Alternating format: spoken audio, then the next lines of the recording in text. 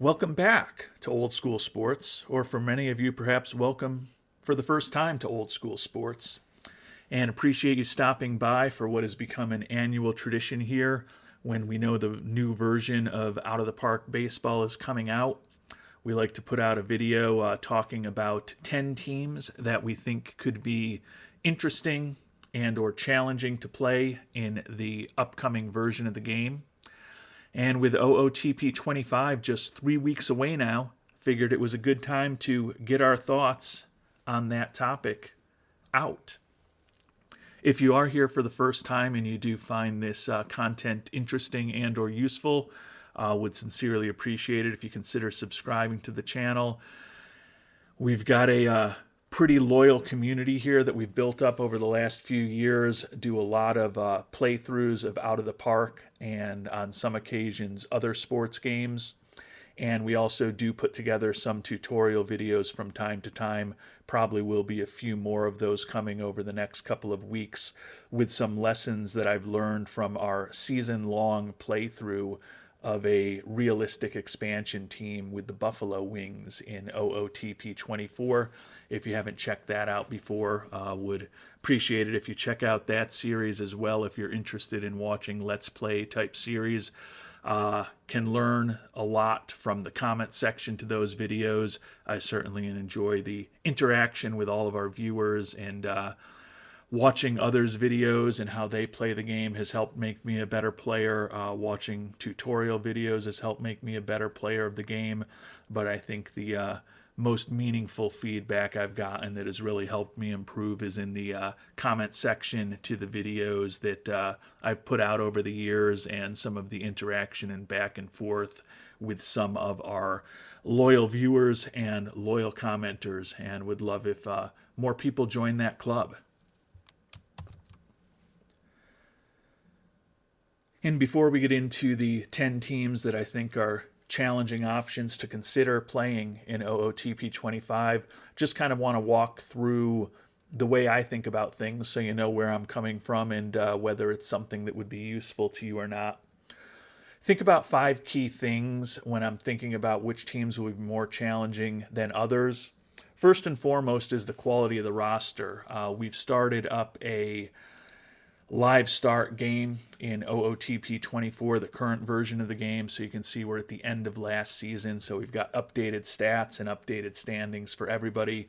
And the Houston Astros are a perennial playoff team, and when you look at their roster, they've got a lot of players who are among the best in baseball at their positions. All else being equal, a team like the Houston Astros is going to be easier to play than a team like the Miami Marlins, where, with the exception of Luis Arias, they have a fair amount of starting players who are considered pretty average, or in many cases among the worst in the majors at their position. I don't just look at the OOTP rankings from a year ago. I use my own judgment and think about things in how players have performed over the last year, who's expected to get better, who's expected to get worse. But all else being equal, a better roster is easier to play with than a worse roster. Revolutionary stuff, I know.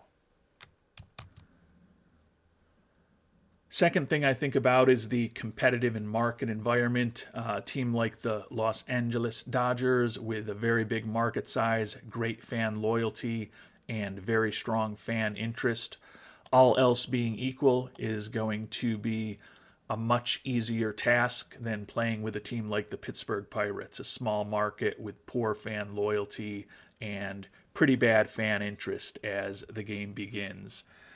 Pretty simple thoughts there. I also do look at the dynamics in a division. If a team ends up being in a division with 2 or 3 big market teams that have much more resources, all else being equal, that's going to make a more challenging team to play than one whose resources are pretty even with most of the teams in its division. A third facet that I consider, and this one's tied in real closely with the competitive and market environment that I just talked about, is the team's finances and ownership. A team like the New York Mets, with the #1 budget in baseball and an owner with a generous fiscal personality whose priority is winning is generally going to be an easier situation to play than a team like the Oakland A's, where you have a penny pinching owner and you also have the smallest budget in baseball, in addition to some difficult market and competitive dynamics.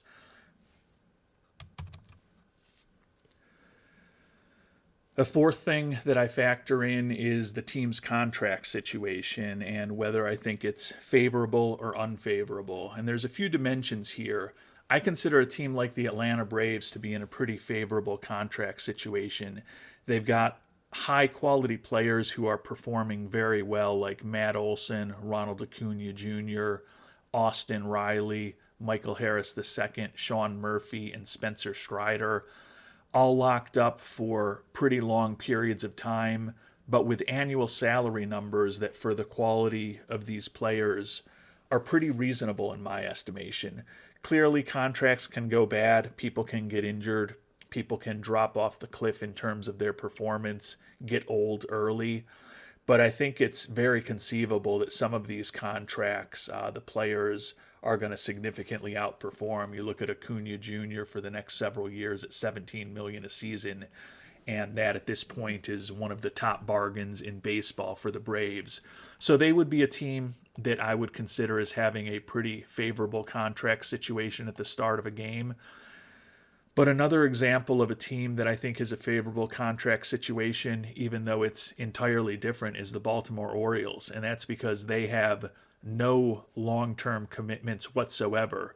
Pretty much everyone on the team is either on a 1 or 2 year deal or is young and arbitration eligible and easy to get out of a contract if they need to. Now, in real life, the Orioles are going to need to probably start signing some of this good young talent, the Gunnar Hendersons and the Adley Rutschmans of the world, to longer-term extensions. But you do have a lot of flexibility starting a game with a team with a salary situation like the Orioles. In contrast, a team that I think is in a more difficult contract situation is the New York Yankees. The Giancarlo Stanton contract is a disaster at this point. There are very realistic fears that the Carlos Rodon contract is headed in a very similar path. DJ LeMahieu is not a great contract, and although Aaron Judge and Garrett Cole right now are still two of the top players in baseball, you look at those annual amounts of $40 million for Judge for close to a decade, $36 million for Cole through his mid to late 30s, and if either of those players ends up regressing in terms of their performance or having some significant injuries, those contracts are going to be close to as bad, perhaps even worse than the Stanton contract. So although the Yankees are not going to show up as one of the 10 most challenging teams to face because they do have incredible resources and a massive budget and a strong roster that's certainly gotten better this offseason, they are an example of the type of contracts that can give me a little bit of pause when I'm thinking about which teams should make the list of the 10 most challenging teams to consider playing in OOTP 25. And last but certainly not least, the fifth thing that I think about when deciding which teams are going to be more challenging is the strength of their farm systems. You can see here that the Milwaukee Brewers, as of the end of last year, were viewed as having the second best farm system in baseball by OOTP. In contrast, a team like the Houston Astros is viewed as having the worst farm system in baseball by OOTP. In a world where everything is equal, a team or a franchise with a worse farm system will be more challenging than a team with a better farm system. But to be clear, I don't just rely purely on what OOTP has to say when making these recommendations and decisions about the teams that I think are going to be challenging. Clearly, some of these rankings will be different when OOTP 25 comes out. and they will be factoring in how players have performed over the past season, doing their new analysis of things. So I certainly don't view the minor league rankings and the farm system rankings in the game at this point as gospel. I also look at 6 independent rankings that have come out over the last month or two. This year we looked at the rankings from The Athletic, Bleacher Report, Baseball Prospectus, Baseball America, ESPN, and Fangraphs to get an idea of what the experts thought about the various farm systems in baseball. We also don't just rely on the financial information in this game from a year ago. We look at Spot Track and where the team payrolls are today. And then we also look at the over-unders for the teams in the betting markets for the upcoming season to see where people are putting their money and which teams are expected to be better or worse than a year ago. And those are all things that I factor into those 5 categories that I think about when deciding which teams are going to be more challenging to play and which teams are going to be less challenging to play. And before we get into the 10 teams that I think are the most challenging to consider playing in OOTP 25, going to give you a little bonus coverage now that I've kind of walked through my methodology and the things that I think about. I'm going to talk about the 5 teams that almost made the cut but didn't for various reasons. One team that I actually considered putting on the list was the St. Louis Cardinals. They were a 71-win team a year ago. They do have a couple of contracts in those of Nolan Arenado and Wilson Contreras that could perhaps get bad, but ultimately they're a team that's expected to be much better this year. Their over-under is 85.5, and they're still a top 10 payroll in the game according to Spot Track. So while I think they could be more challenging this year than the Cardinals typically are, they aren't to me one of the 10 most challenging teams to consider. In their division, I actually also considered having the Milwaukee Brewers on the list. They were a 92-win team a year ago, but they've got one of the most significant negative deltas in terms of their over-under for this upcoming year. 77.5 is the over-under, so people are expecting the team to be much worse. They obviously traded away one of the top pitchers in baseball in Corbin Burns. They've got a contract in Kristen Yelich that could become problematic, but they still do have one of the top farm systems in baseball, and I think that other teams are more challenging than the Brewers. 2 other National League teams also almost made this list. Thought about putting the San Francisco Giants on it. They're a team that's coming off of a losing year. They've got a farm system that's ranked pretty much in the middle of the pack as far as the rest of baseball. And they're a team that, although their fans have been expecting them to make a huge signing these last couple off seasons, hasn't really ended up doing that. But when all was said and done, they're still a team with a middle-of-the-pack payroll, expected to be about a 500 team this year. And all else being equal, I felt like there were other teams that were more challenging than the Giants. In their division, thought about putting the Diamondbacks on the list as well. Had a lot of success last season, obviously, with their run to the World Series, even though they were only an 84-win team. Do have some good young talent on the team, though. Ownership, not necessarily a great situation with Ken Kendrick. The farm system, the rankings are all over the board. They were ranked as high as 4th by The Athletic, but as low as 26th by the Bleacher Report. Most of the rest of the ratings had them in the middle of the pack, though. That's where their payroll is as well. I think it's a decent challenge, but I don't think it's one of the top 10 challenges in OOTP overall. And last but not least, finally to the American League with a team that just missed the cut. The Detroit Tigers, 78-win team a year ago, expected to be about a 500 team this year. They're in the bottom 10 in the league in terms of their payroll right now, ranking 21st, and they do have a potential bad contract with Javi Baez on the books for several years to come.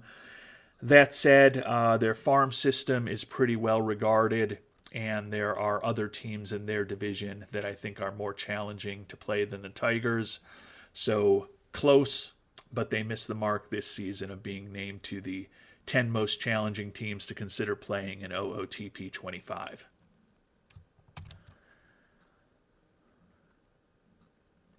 And if you're still with me at this point, thanks for sticking with the video, and we're about to get into the real action here of the 10 teams that I think are going to be the most challenging to play in OOTP 25 by the criteria that I outlined above.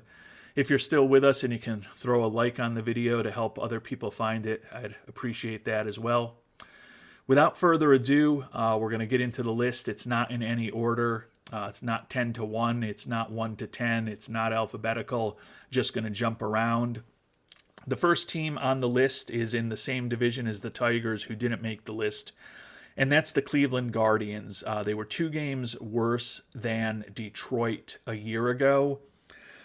And this is a team that could end up being, I think, one of the easier teams to play among this list, because just 2 years ago, the Guardians were a young, up-and-coming playoff team and had some underperformance last year, had some injuries last year, and things just didn't work out the way that they were expected. But this is a team that could bounce back. Their 76 wins a year ago are a little lower than their 78.5 over-under for this upcoming season. When you think about the Guardians and their front office, not necessarily great market dynamics. Their budget, according to Spot Track, is actually 27th right now in terms of payroll, a little worse than indicated here in the game at this point. And they also have a pretty mediocre farm system, definitely worse than the Detroit farm system, which is part of the reason I ended up putting the Guardians on the list rather than the Tigers. Looking at the 6 rankings, they had the Guardians 13th, 14th, 19th, 19th, 20th, and 22nd in terms of the farm system ratings. So a team that underperformed a year ago, not a huge budget, a pretty middling farm system, makes the Cleveland Guardians a challenging team to consider playing. That said, I acknowledge that there is some interesting young talent on this team, and they might be a bit of a bounce-back candidate. A second challenging team to consider, and this one may be a bit controversial, is the Tampa Bay Rays, 99-win team a year ago, a perennial contender. Management has done an absolutely incredible job over the years in terms of developing players and keeping this team competitive despite a payroll that is in the bottom half of baseball, and many years much closer to the bottom than it is to the middle. Right now, Tampa Bay ranks 25th in terms of payroll, according to Spot Track, and they have one of the most negative deltas in terms of their over-under for this season. 99 wins a year ago. Their over-under right now is 84.5 for the upcoming 2024 baseball season. The thing that makes the Rays most difficult, though, is that although they have navigated a difficult financial situation in real life incredibly well, you're going to have to compete in the game with the Yankees, who have more than twice the budget of you.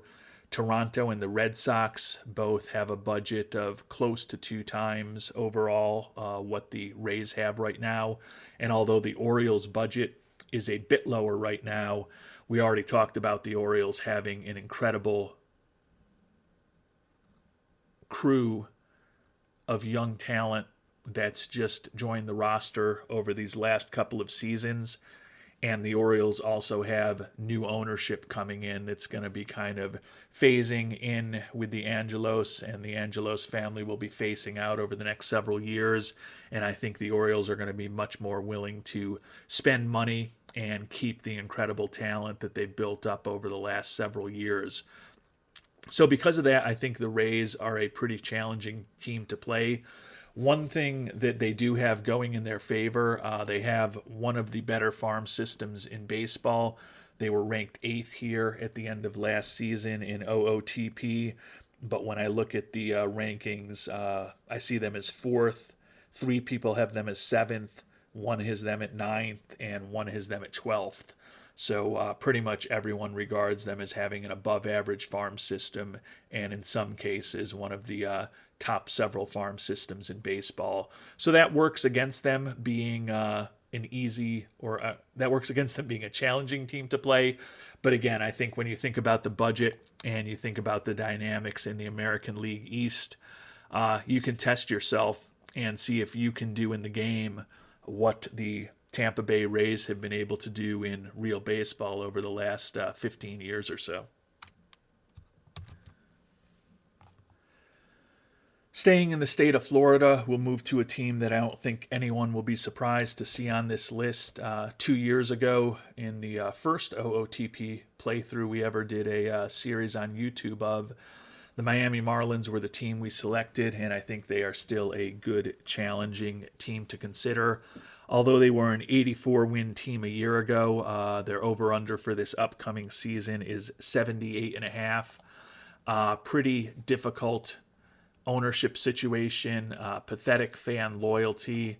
Ownership is definitely not great, demanding in terms of their patience. They want you to have a winning record, but your budget here is 22nd in baseball. When you look at the Spot Track payroll statistics, they actually rank 28th in payroll right now, and they also have a very poor farm system, according to the experts. As of the end of last year, OOTP had them 6th. I would have to think when the new version comes out, that's not going to be quite as highly regarded. They are consensus one of the worst farm systems in baseball. Of the 6 raters that I looked at, the highest the Marlins were ranked were 26th, and 2 organizations had them ranked 29th overall in terms of their farm system. So mediocre to challenging ownership, mediocre roster, a below-average farm system, and a very small budget add up to quite a challenge. And something that negatively impacts the Marlins also negatively impacts the 4th team on this list, and that's the Washington Nationals.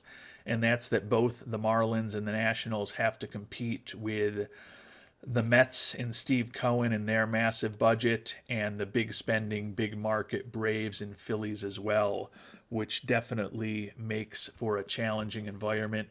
The Nationals were a last place team at 71-91 a year ago, and they're expected to be even worse this year with an over-under of 66.5. They rank 24th in terms of actual payroll as of today. So that's significantly worse than the number here in OOTP as of the end of last season.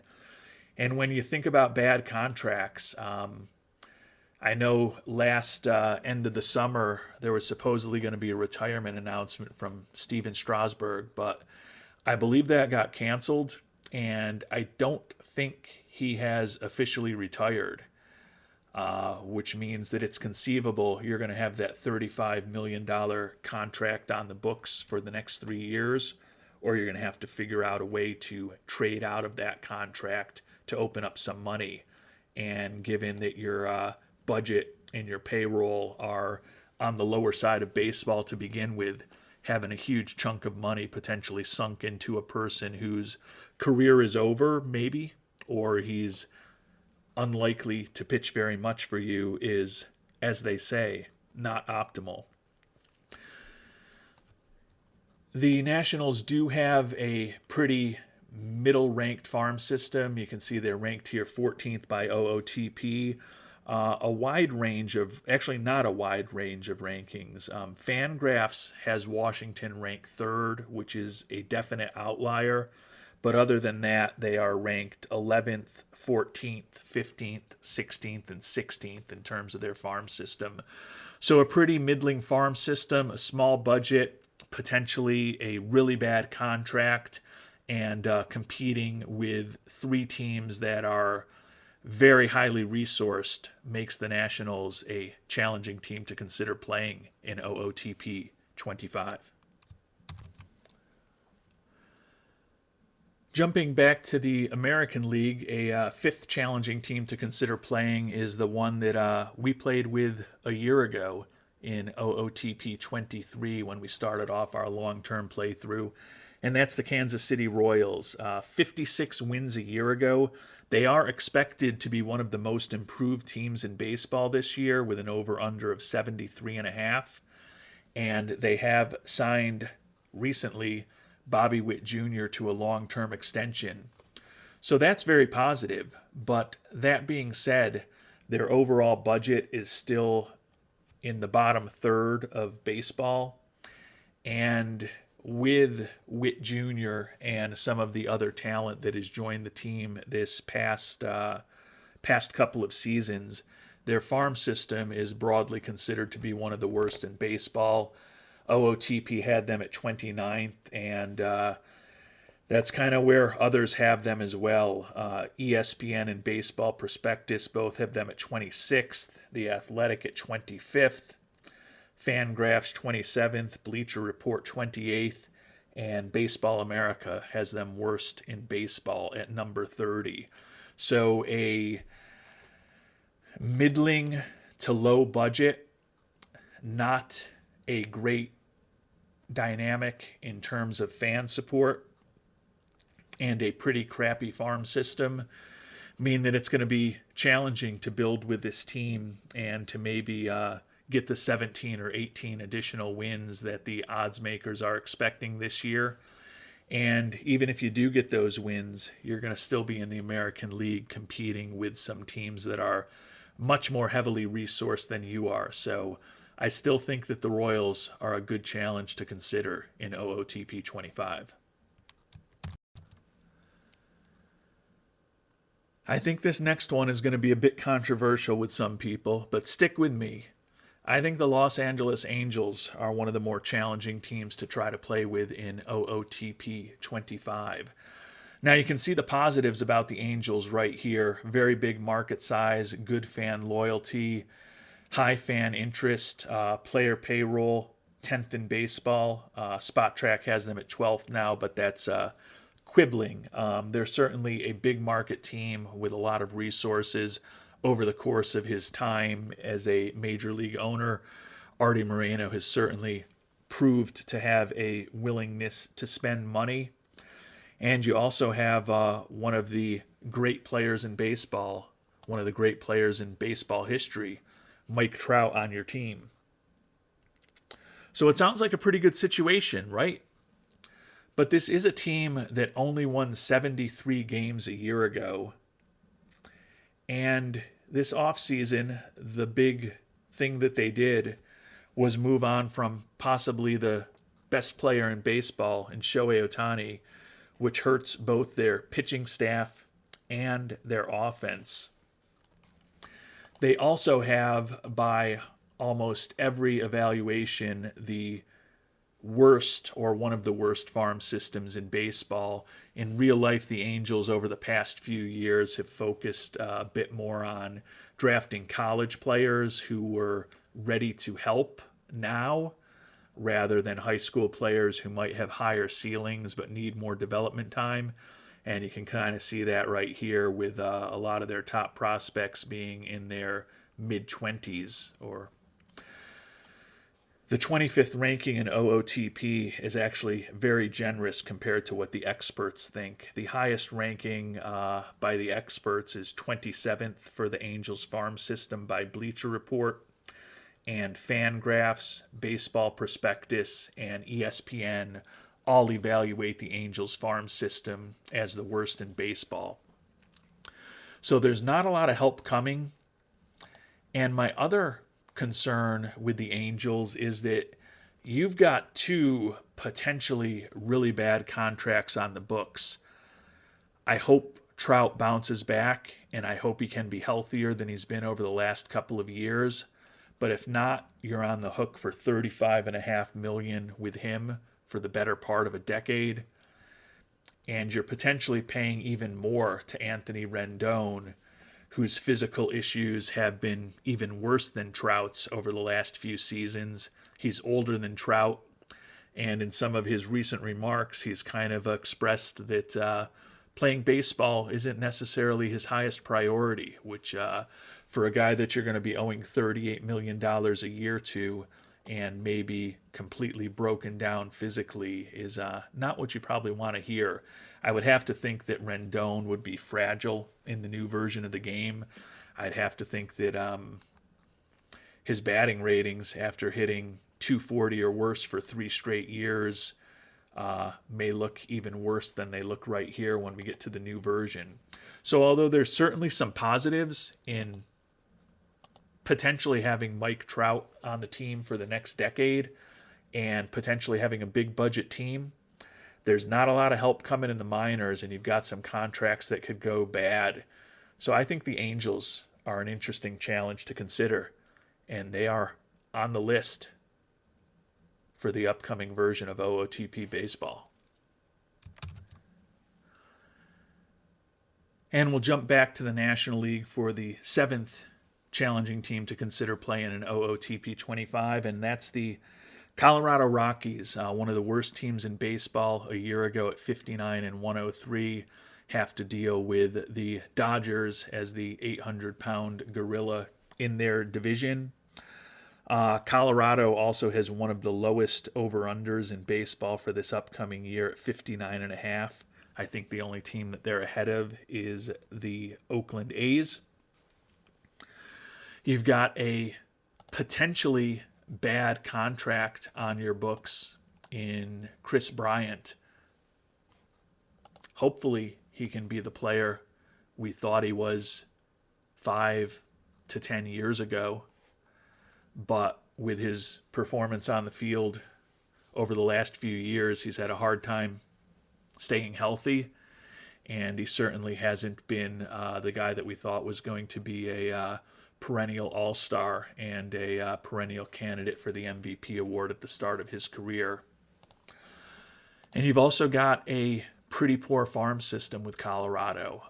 OOTP has them ranked 11th, but that's much higher than anybody else. The rankings that I looked at have their farm system ranked 15th, 16th, 22nd, tied for 22nd, 23rd, and 24th.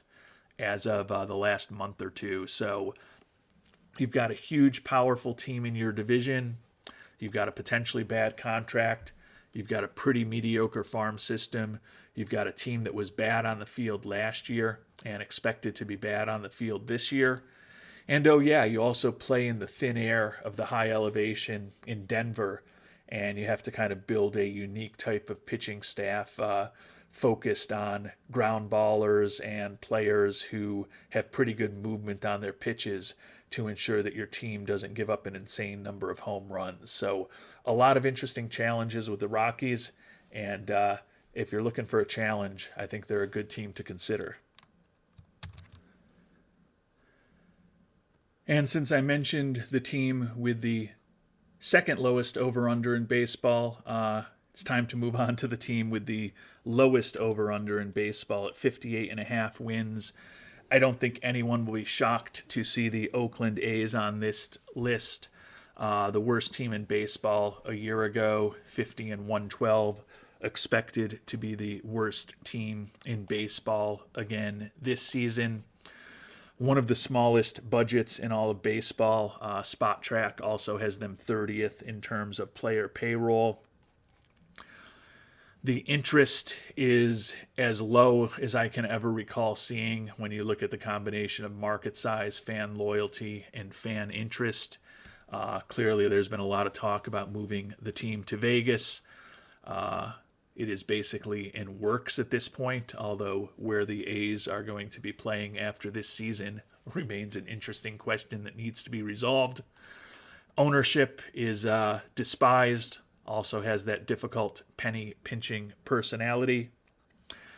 And you also have a brutal and empty farm system. OOTP ranks him 21st, but that's pretty generous compared to the experts. The highest they were was 24th by Bleacher Report. and both and the Athletic had them 30th overall. The other rankings were 28th, 29th, and Baseball America and ESPN both had them with the 25th rated farm system. So the A's would be an incredible challenge. I think if you're ranking the challenges in OOTP 25, it's hard for me to argue that there's any team that is less challenging than the A's are. The only reason I might not play them is just many of the people who do series and Let's Play series in OOTP that I happen to follow have played with the A's in recent years. I've never done it myself, so it's still something I'm considering since I do think it's the best challenge out there. If I don't do it and you decide to, would love to hear how it goes. And if someone has a great success story with the Rays or with the A's, that would certainly be impressive to turn a team that barely had a 300 winning percentage and was 40 games behind, that's in a division with the well-resourced Angels, the young up-and-coming Mariners, the Astros, who have been a great team for close to a decade now, and the defending World Series champions in Texas. Definitely a great challenge for the A's, and I don't think anyone will be shocked that they are on this list once again.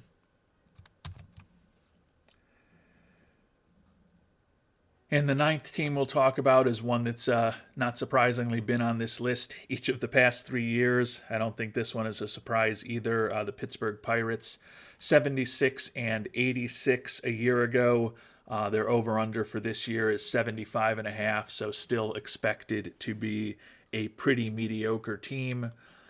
When you think about the financial aspects, their payroll, according to Spot Track, is 29th in baseball right now. Very poor market dynamics. Ownership is the penny-pinching Robert Nutting, who's always difficult to play with. The one thing that they do have going for them is that they are not as bad at farm system as many of the teams that we've talked about. OOTP actually has them third, which is a bit ambitious, but in the ratings I looked at, 2 people had them rated 9th, 3 people had them rated 12th, and ESPN had them rated 14th as far as their farm system. So top half of the league farm system, but when you combine that with very difficult market dynamics, a very small budget, and difficult ownership, along with a roster that is mediocre at best, definitely not an easy situation. And the Pirates, once again, are on my list of the 10 most challenging teams to consider playing in the new version of OOTP baseball.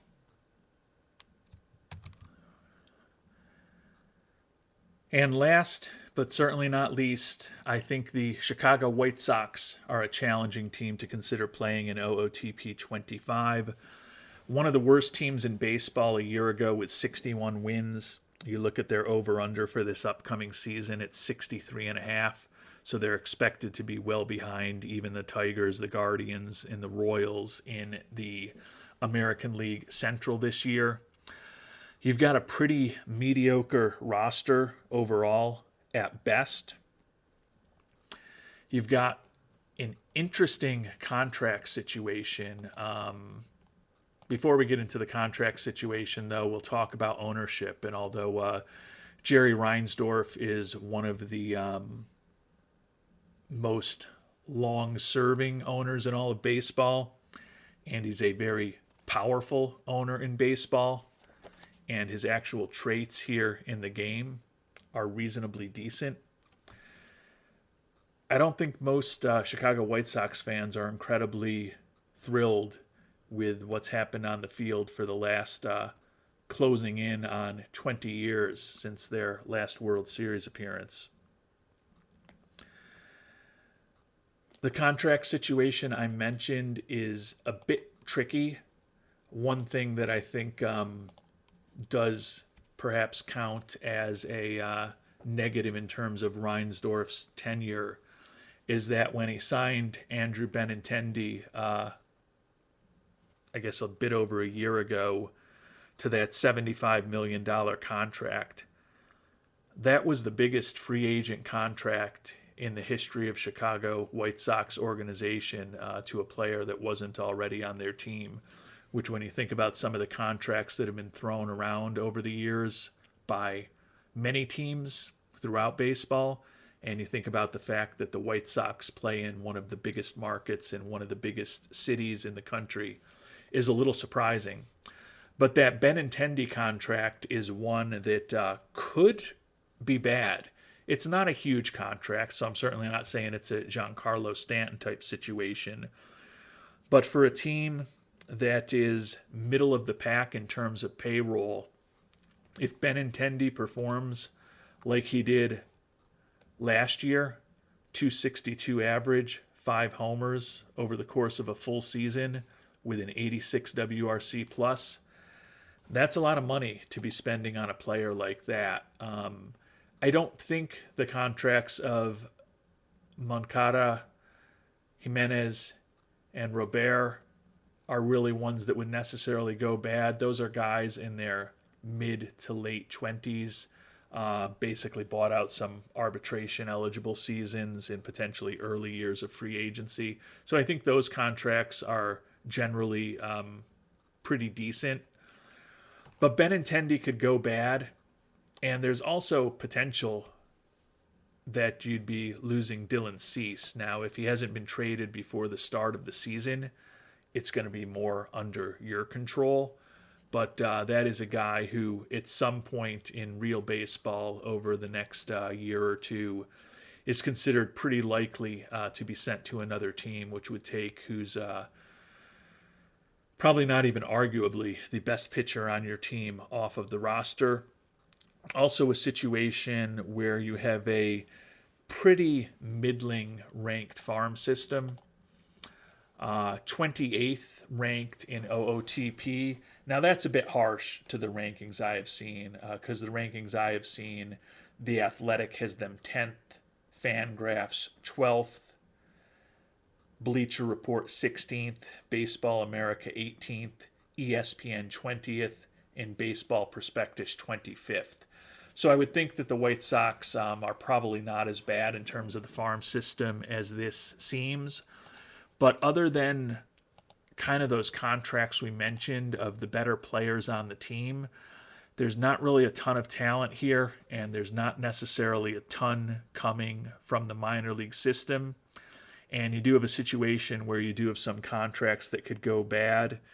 And with Reinsdorf's age, you could also be dealing with a ownership transition at some point through the course of your playthrough. So I think the White Sox are definitely an interesting team to consider. And with that, our list is complete. Thanks so much for watching. I'm really looking forward to playing with one of these teams in OOTP 25. I haven't made that decision yet. If you've got any thoughts on which direction we should go, would love to hear them in the comment section down below.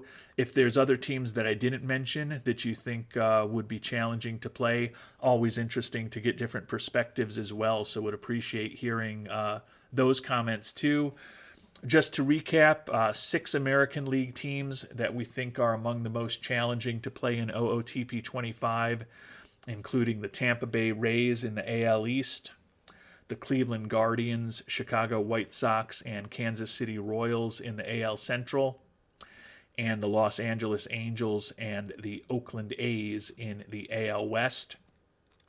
Also, 4 National League teams made the list this year. In the NL East, we put the Miami Marlins and the Washington Nationals on the list. The NL Central, the perennial list members, the Pittsburgh Pirates. And out in the NL West, we thought that the Colorado Rockies could be a pretty interesting challenge as well. So if you have different thoughts, would love to hear them. And we'll be putting out some more tutorials in the next few weeks, as I said, kind of leveraging some of the lessons that we've learned through our long-term playthrough with the expansion Buffalo Wings, which is closing in on 250 episodes at this point, which is absolutely insane to me. And we'll continue with the Buffalo Wings series over the next few weeks. We've got a lot of interesting things going on there. And then, as I mentioned, once OOTP is released in a few weeks and we've got the first patch or two out of the way to hopefully get rid of the limited number of bugs and quirks that might be in the new version. We're probably going to be getting started pretty soon with one of these 10 teams. So if you've got thoughts on which direction we should go, would love to hear them in the comments section down below. Until our next tutorial, thanks so much for watching and hope you have a great day.